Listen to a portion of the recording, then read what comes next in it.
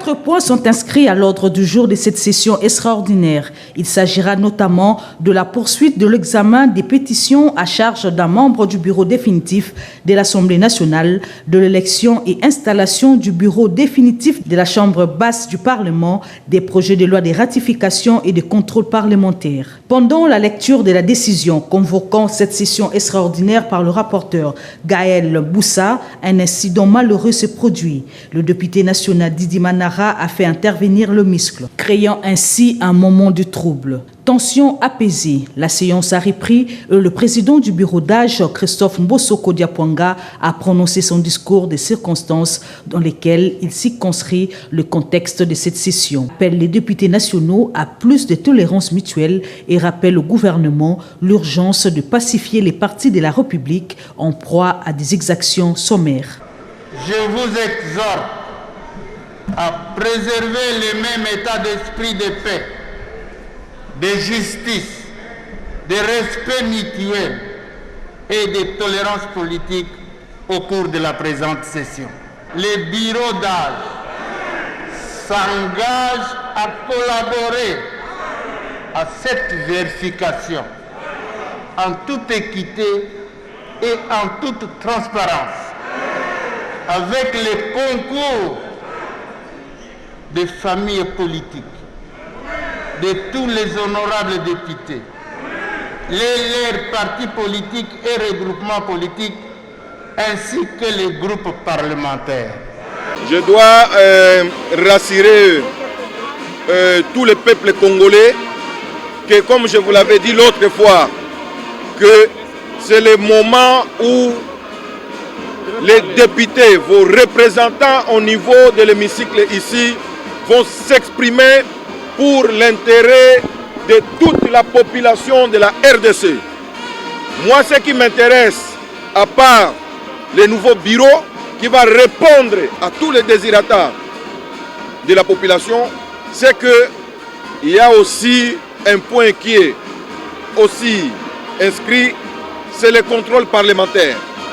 Et pendant ce contrôle parlementaire, si au niveau du gouvernement, nous voyons qu'il y a encore des couacs, je vous l'ai dit à haute voix, qu'au nom du peuple congolais, nous les députés, l'un de nous pourrait initier une motion de censure contre le Premier ministre. Et donc c'est le moment où tout peut passer au nom du peuple congolais. C'est avec un esprit de joie. Je suis honorable Didier Kabampele, élu de Kinshasa-Tchangou.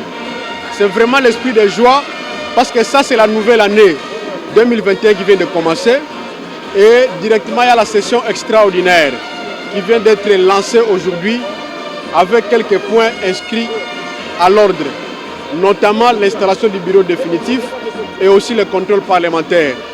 L'intérêt du peuple, le peuple doit être au-dessus de tout. Ici, nous poursuivons l'objectif de l'intérêt supérieur du peuple qui est au-dessus de toutes les institutions. Lorsqu'il y aura le bureau définitif qui devra travailler pour le peuple, ça sera un bureau de proximité avec la population. Nous, en tant qu'élus du peuple, en tant que représentants du peuple, nous voulons travailler ici à l'hémicycle au Parlement pour l'intérêt supérieur de la nation.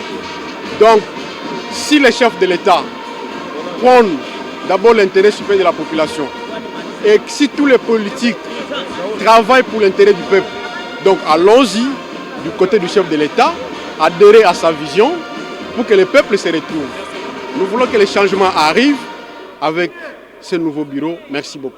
Moi, je suis président du groupe parlementaire ABC et Code et mon autorité morale, honorable Julien Paluku Kahongia, a déjà prophétisé quant à ce qui concerne la tenue de cette session extraordinaire. Et donc, nous sommes là en tant que groupe parlementaire, regroupement politique, pour accompagner les œuvres du président de la République.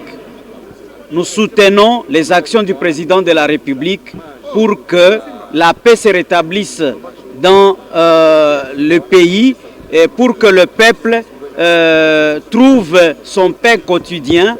Voilà, en bref, nous voulons que le développement soit vécue au niveau de la République démocratique du Congo. Les matières de la session extraordinaire sont bien circonscrites dans le speech du président d'âge. Et vous l'avez suivi, je crois que c'est finalisé avec l'élection la destitution du questeur adjoint et ensuite procéder à l'élection du bureau définitif.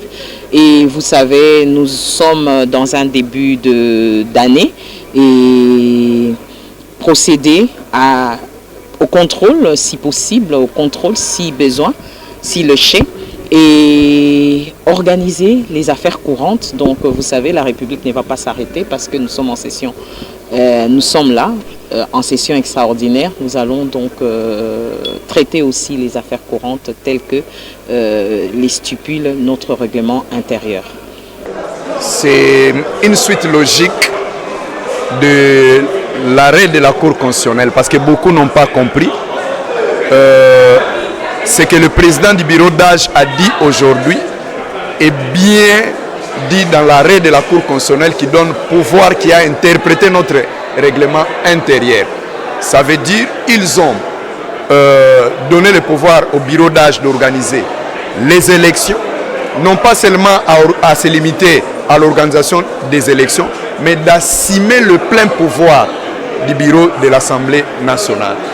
Et voilà le résultat. Le bureau d'âge a donné le programme du mois, ça veut dire l'élection du nouveau bureau et ensuite continuer notre travail parlementaire, ce qui est tout à fait légal et juste par rapport à l'interprétation de... Le point qui a énervé, lorsqu'on inclut dans les prérogatives du bureau d'âge le fait de faire le contrôle parlementaire, ça suscitait quand même un grand mouvement du côté FCC, on doit le dire. Mais c'est normal, il sait pourquoi il y a eu mouvement. Comment un député qui est censé contrôler un gouvernement, lorsqu'on parle du contrôle du gouvernement, les députés s'excitent. Ce qui est le pouvoir légal, le devoir même de cette chambre de contrôler les actions du gouvernement. Nous, on ne va pas suivre ça. C'est peut-être l'énergie du désespoir. Nous allons suivre ce que le bureau d'âge a donné comme programme, voter le nouveau bureau et mettre en place le contrôle parlementaire de manière légale. Le gouvernement tombe, mais le gouvernement ne tombera pas comme ça. Qu'adviendra-t-il si le bureau ne tombe pas et nous installons un autre bureau qui soit FCC? Vont-ils dissoudre l'Assemblée? Tout ça sont des questions qui doivent... Et d'ailleurs, hier à l'Union africaine, ils n'étaient pas de 300 comme ils disent, ils étaient 170. Nous avons des preuves tangibles. Ils étaient 170 et ils ont mis des gens à cravate qui sont de la présidente de la République pour montrer qu'ils étaient à 300. Ils n'étaient pas 300. Je crois que s'ils ont réellement des bureaux ou des laboratoires politiques, ils doivent déjà le comprendre. Ils n'étaient pas 300, ils étaient 170. Et avec les 170, je vous dis sincèrement que lors du vote du bureau, ils seront surpris. Il est donc évident que l'union sacrée a grossi et semble bien prendre contrôle de l'hémicycle.